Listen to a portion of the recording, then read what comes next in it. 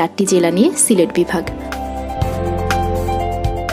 আমরা দেশের ভিতরে কিংবা বিদেশে যেখানেই যাই, আমরা সিলেটের কথাটি প্রাণ ভরে বলে উপভোগ করি। এই সিলেটে আছে ইতিহাস ও ঐতিহ্য, এর কিছু কিছু আমাদের মাঝে মাঝে স্মরণ করা দরকার।